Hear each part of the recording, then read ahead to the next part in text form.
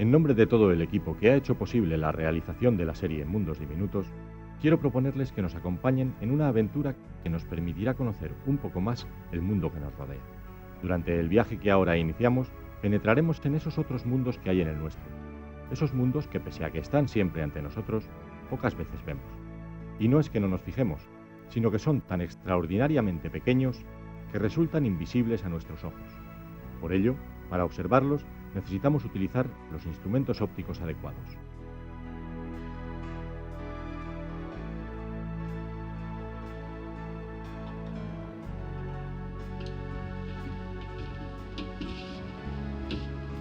Y aquí está el instrumento más importante de cuantos hemos utilizado para penetrar en los misterios de los mundos diminutos, el microscopio.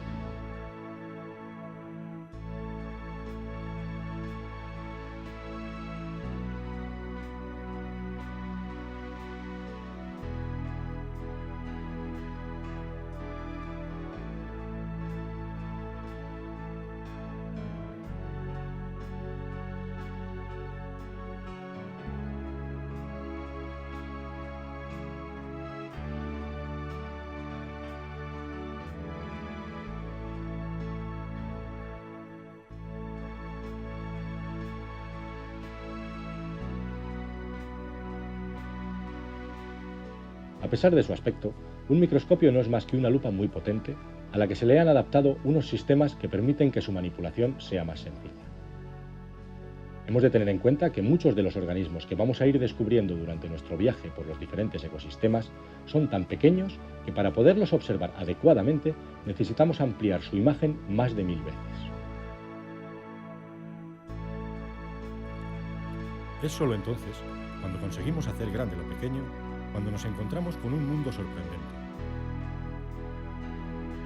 Un mundo habitado por seres que parecen salidos de cualquier película de ciencia ficción, como estas vorticelas, que parecen diminutas campanillas de tan solo unas centésimas de milímetro.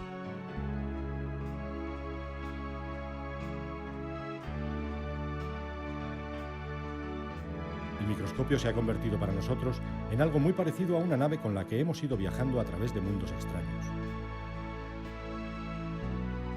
Mundos en los que microorganismos formados por una sola célula, como estos ciliados, tienen el mismo tamaño que otros formados por miles de ellas, como este rotífero.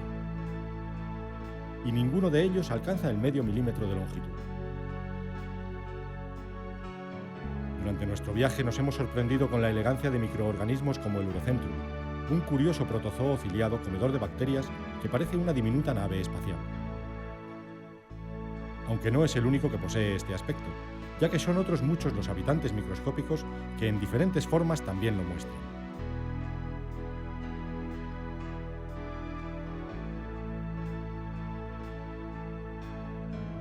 Algo que llama poderosamente la atención de este mundo es que la habitual diferencia entre vegetales y animales se diluye. Muchas de las algas microscópicas se parecen muchísimo a los protozoos, como sucede con la euglena, cuyo color verde destaca junto a la vorticela. Y no solo eso, también pueden desplazarse igual que ellos, como se ve perfectamente en esta imagen acelerada de las diatomeas, unas algas que miden unas pocas centésimas de milímetro y parecen pequeños barquitos. Sorprende también la extraña forma de algunos rotíferos que aprovechan cualquier cosa para sujetarse y que se parecen enormemente a diminutas batidoras vivientes.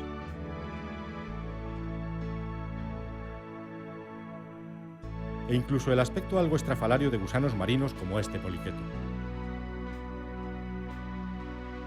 Pero son la elegancia y la delicadeza, como las que muestra la pulga de agua, un diminuto crustáceo que pese a su nombre es totalmente inofensivo, las características que predominan en estos microorganismos.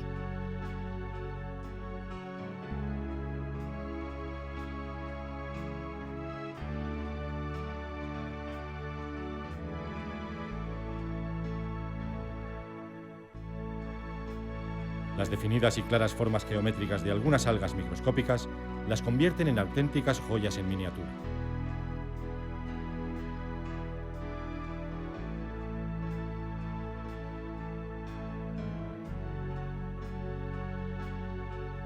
Unas joyas que pueden mostrar coloraciones muy variadas que van desde el verde proporcionado por la clorofila hasta el amarillo dorado de las xantofilas.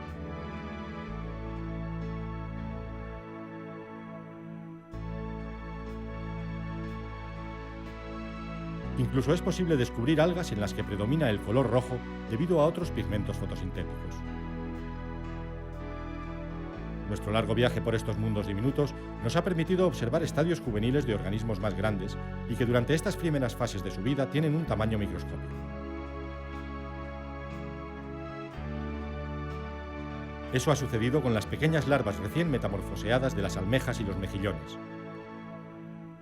Y también con las diminutas hidras jóvenes, cuyos bellos tentáculos arrosariados esconden unas terribles armas químicas que convierten a estos delicados pólipos de agua dulce en unos consumados depredadores.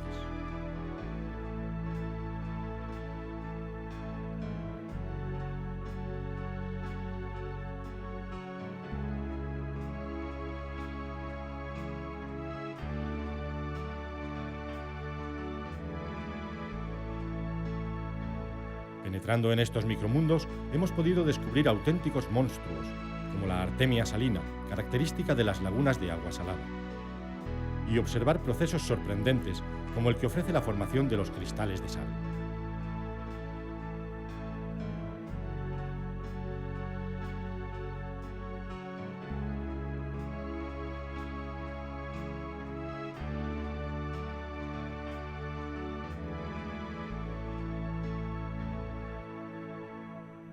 Para observar estos organismos tan pequeños, necesitamos colocarlos adecuadamente bajo la lupa, bajo el objetivo del microscopio. Y para ello empleamos dos cristales. Uno, el portaobjetos, recibe este nombre porque es aquí donde se pone lo que queremos observar.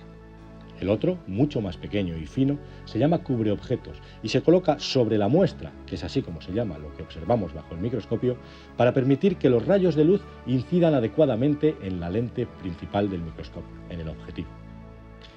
Una preparación como esta nos permite darnos cuenta, una vez más, de la extraordinaria pequeñez de los organismos que vamos a contemplar durante nuestro recorrido por la serie Mundos Diminutos, puesto que todos estos organismos, viven, comen, respiran e incluso se reproducen en el espacio que queda entre estos dos cristales.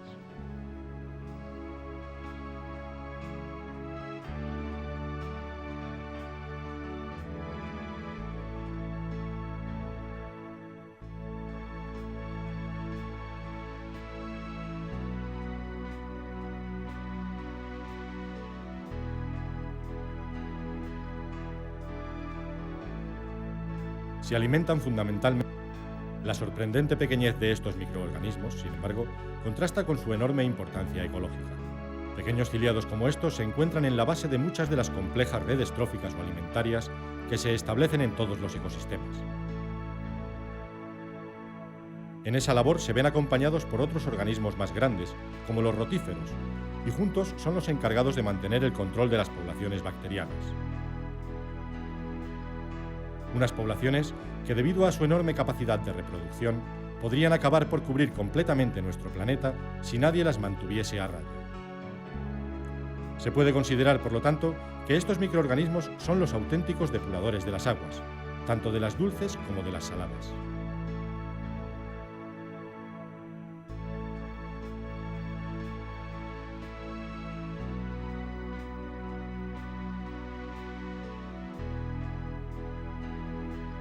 Ellos se comen a las bacterias y a la vez entran a formar parte de la dieta de otros muchos seres microscópicos, como se puede comprobar claramente al observar el contenido del estómago de esta lombriz depredadora, que está lleno de rotíferos.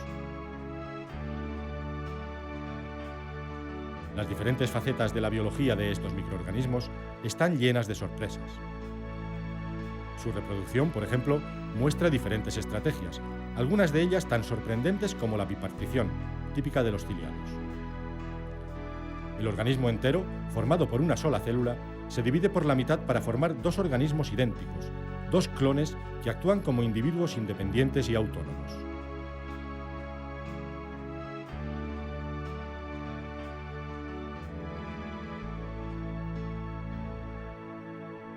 Menos sorprendente resulta quizás la manera de reproducirse de rotíferos como este, que lo hace mediante huevos.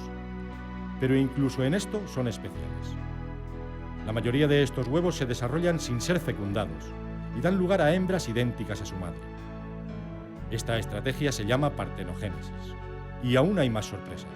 Los dos paramecios que vemos bailar en la imagen están manteniendo algo muy parecido a una relación sexual. Están intercambiando su material genético en un proceso que se llama conjugación. El microscopio nos ha permitido también ver la maravilla que supone la creación de un nuevo organismo. Cómo, a partir de un simple huevo, se forma un animal tan complejo como este caracol de agua dulce.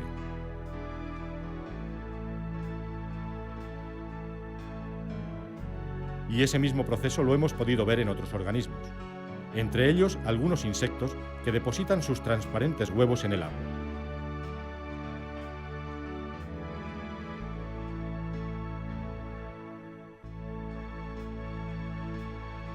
Hemos visto cómo se desarrollan los embriones de esos huevos,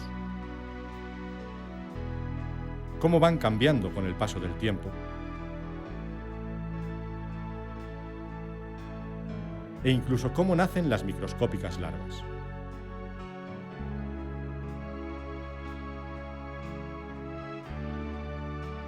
También hemos podido comprobar la enorme importancia que la muerte de algunos de estos organismos tiene para la vida de otros muchos. En los cadáveres se concentran enormes cantidades de pequeños carroñeros que reciclan la materia orgánica a una asombrosa velocidad. Pese a su diminuto tamaño, el papel de estos microorganismos se podría comparar sin problemas con el que desempeñan otros carroñeros mucho más conocidos, como los buitres. Finalmente, hemos asistido a sus últimos instantes de vida. Hemos visto cómo mueren, cómo desaparecen. Para comprender mejor la importancia de estos microorganismos, hemos planteado el viaje por los mundos diminutos en 7 etapas, cada una de ellas dedicada a un ecosistema diferente, a un mundo distinto. En la primera etapa, que constituye el primer capítulo de nuestra serie, recorreremos las playas arenosas, esas franjas litorales cubiertas por la arena o el limo y que visitamos habitualmente, sobre todo durante el verano. Igual que hacen los correlimos o las agujas con su pico, nosotros introduciremos nuestra mirada en la arena. Veremos qué papel desempeñan los microorganismos que viven entre los granos y por qué su presencia hace que estas zonas resulten tan atractivas para tantas y tantas especies de aves, entre ellas los chorlitos.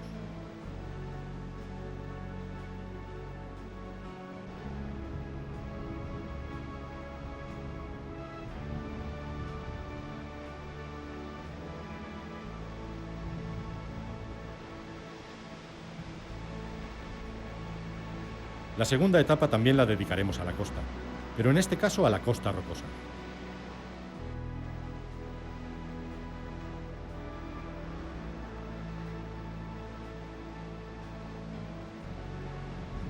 Nos centraremos en este segundo capítulo en la vida que se da cita en las zonas de rompiente y en las charcas que se forman entre las rocas.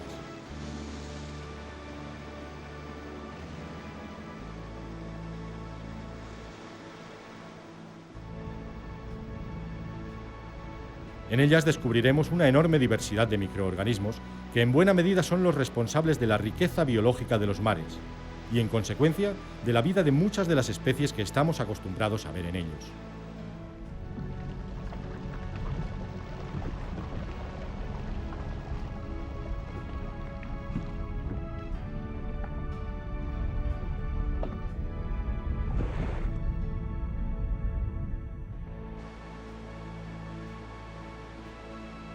En la tercera etapa iniciaremos un recorrido por los ríos y la dedicaremos a su tramo inicial, el tramo de las aguas recién nacidas.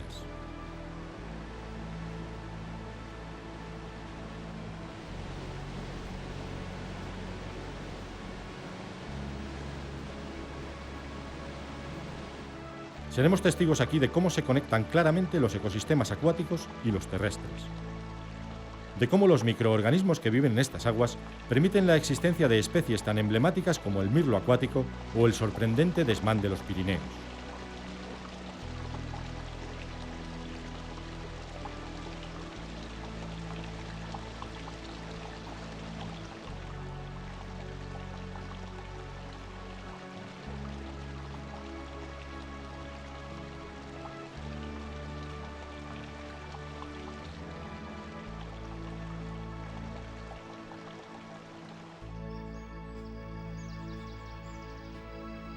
Los tramos medio y final del río centrarán nuestra atención en la cuarta etapa, el cuarto capítulo.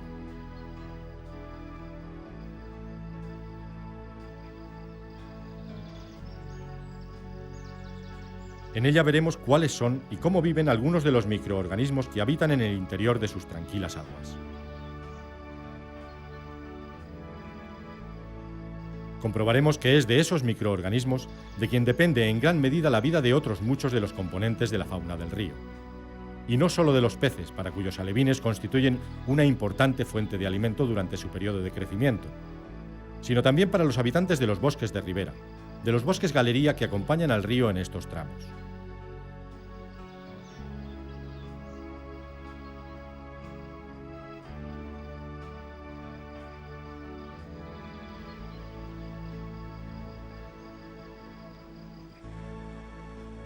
En la quinta etapa de nuestro viaje nos detendremos en las charcas temporales.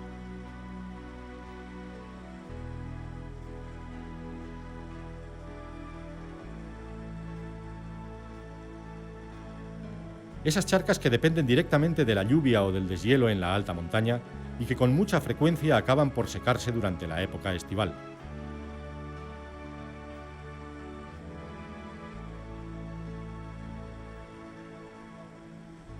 Descubriremos que son muchos los animales que se alimentan en ella y que lo hacen gracias a la presencia de una gran cantidad de microorganismos, de seres microscópicos perfectamente adaptados a unas condiciones de vida tan inestables.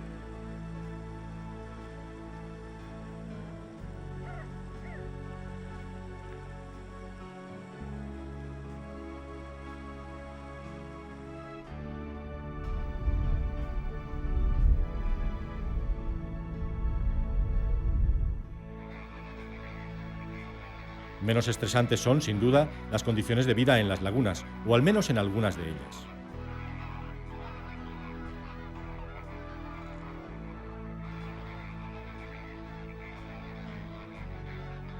A estos ecosistemas dedicaremos el sexto capítulo, la sexta etapa del viaje, y comprobaremos las enormes diferencias que existen en función de las características de sus aguas, que pueden ser tanto dulces como saladas. Seremos testigos de la actividad de una gran cantidad de especies que se dan cita tanto en el interior de sus aguas como en sus alrededores, y podremos ver que en muchos casos son los microorganismos los que hacen que estos entornos resulten tan ricos en vida.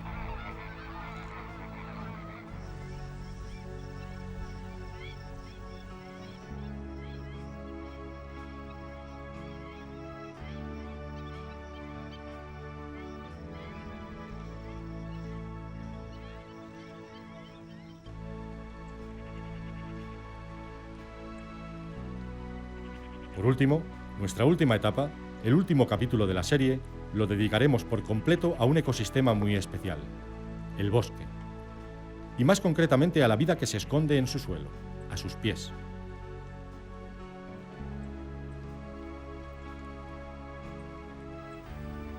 Comprobaremos que bajo el mullido manto que forma la hojarasca caída habita una enorme cantidad de microorganismos, muchos de ellos microscópicos, que son los responsables directos de que el ecosistema de bosque pueda mantener la elevada biodiversidad de que hace gala. Y de que en él puedan habitar especies tan espectaculares como el imponente ciervo o la emblemática y escasa águila imperial.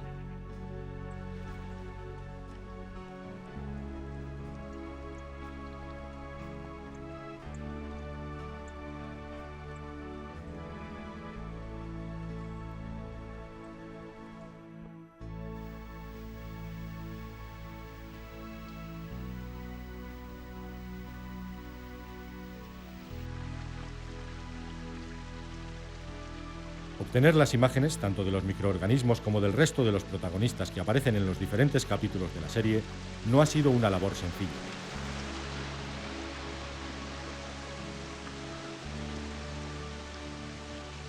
Todos ellos habitan en medios distintos, y algunas veces en zonas de difícil acceso.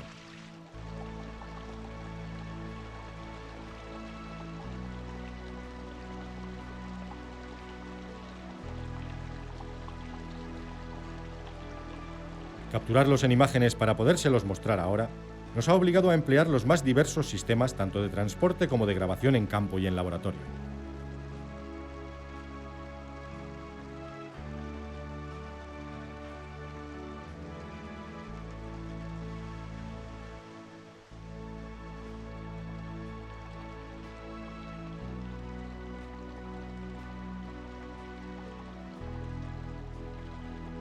Hemos tenido que introducir nuestras cámaras en el corazón de los diferentes ecosistemas y además hacerlo en los momentos oportunos, en aquellos momentos en los que los organismos, tanto los animales como los vegetales, desarrollaban las actividades más interesantes.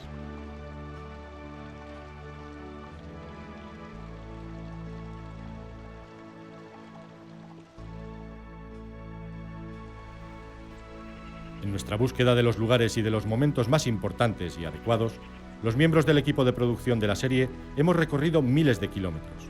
Hemos repetido nuestras visitas a los mismos entornos en las diferentes estaciones del año y hemos transportado cientos de kilos de equipamiento.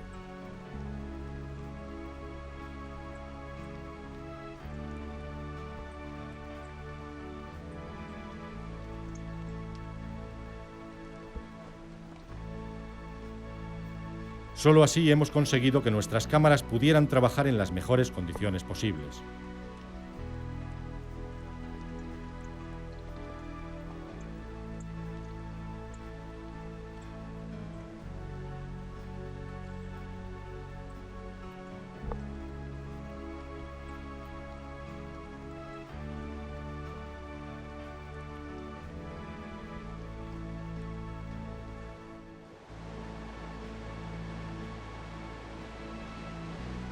Sin embargo, pese a toda la preparación, en muchas ocasiones el equipo se ha visto obligado a improvisar soluciones de emergencia para situaciones imprevistas. Y eso solo ha sido posible gracias a que tanto los naturalistas como los cámaras que han trabajado en la serie, todos ellos especializados en la producción de documentales de naturaleza y con una gran experiencia de campo, se han implicado totalmente en el proyecto. Se han dejado empapar por las ganas de mostrar la vida en estos mundos diminutos, a veces literalmente. Y es que no solo han colocado las cámaras en los lugares más adecuados y han construido los mejores escondites para la grabación, sino que también han dedicado buena parte de sus esfuerzos a recoger las muestras que después analizaríamos bajo el microscopio, ya en el estudio. Una labor que se ha llevado de forma sistemática en cada uno de los diferentes ecosistemas.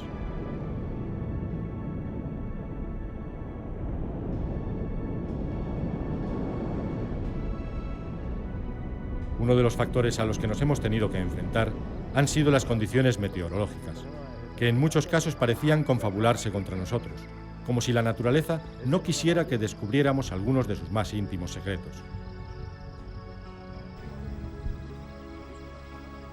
Pero al final, tras más de 4 años de producción y muchas horas de grabación tanto en el campo como en el laboratorio, podemos compartir con ustedes algunos de los momentos más interesantes de cuantos hemos tenido el privilegio de vivir y observar en directo. Y a través de ellos, conocer un poco mejor la enorme diversidad de organismos que dan vida a todos y cada uno de esos mundos diminutos que se esconden en todos los rincones de nuestro planeta.